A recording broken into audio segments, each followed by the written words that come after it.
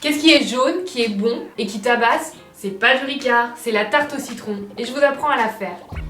Il y a 3 types de composantes dans la tarte au citron. La pâte sablée, la crème au citron et la meringue.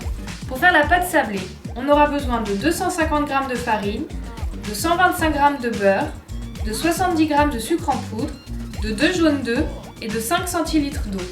Pour faire la crème au citron, on aura besoin de 4 citrons, 175 g de sucre, de 3 œufs et d'une cuillère à soupe de maïzena.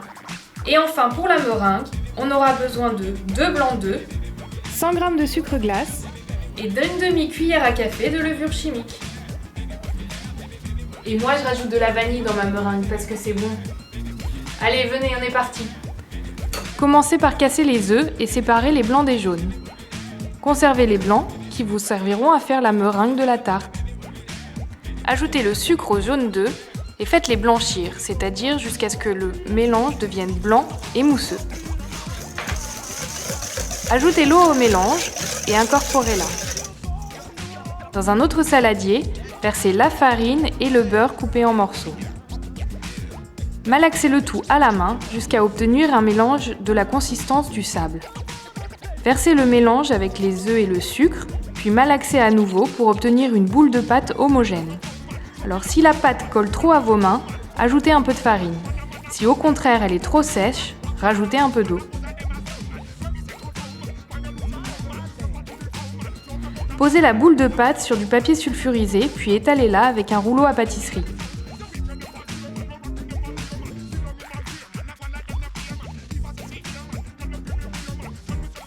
Quand la pâte est bien étalée, disposez-la dans le moule en insistant sur les bords pour que la pâte colle au moule, surtout dans les angles. Et une fois que la pâte est bien installée, on coupe les bords comme ça. Versez les billes de cuisson, ou si vous n'en avez pas, des haricots secs ou du riz feront très bien l'affaire. Comme ça, à la cuisson, le fond de tarte ne gonflera pas.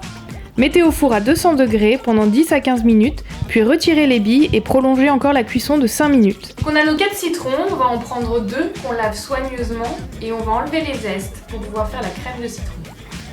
Découpez les zestes en prenant le moins possible de peau blanche qui est un peu amère. Ensuite, coupez ces zestes en lamelles et enfin en cubes très fins. S'ils sont trop grossiers, on les sentira dans la crème de citron. Ajoutez aux zestes le jus des 4 citrons, puis le sucre en poudre et enfin la maïzena. Mélangez le tout. Dans un autre bol, cassez les 3 œufs et battez-les. Bon, et du coup, si vous avez plus envie de tarte au citron, vous faites une omelette. Mettez sur le feu le mélange sucre-citron à feu doux, puis au bout de 2-3 minutes, ajoutez les œufs battus. Mélangez sans arrêter, vous allez voir, la crème va s'épaissir. Arrêtez alors la cuisson quand la crème a la consistance de la crème fraîche épaisse. Versez la crème sur le fond de tarte cuit. Allez, on passe à la meringue. Si vous aimez, prenez une gousse de vanille, fendez-la en deux et raclez l'intérieur pour récupérer les graines de vanille. Mettez ces graines dans les blancs d'œufs. Ajoutez une pincée de sel et montez les blancs en neige. Quand ils sont fermes, ajoutez la levure chimique, puis le sucre glace et continuez de mélanger jusqu'à ce que le mélange devienne brillant. Répartissez la meringue sur la crème au citron et passez au grill environ 5 minutes à 150 degrés pour colorer la meringue. Et voilà, c'est tout chaud, ça sort du four. Bon, le seul truc, c'est qu'il faut être patient. Environ 2 heures au frigo avant qu'on puisse la manger. À très vite pour de nouvelles recettes.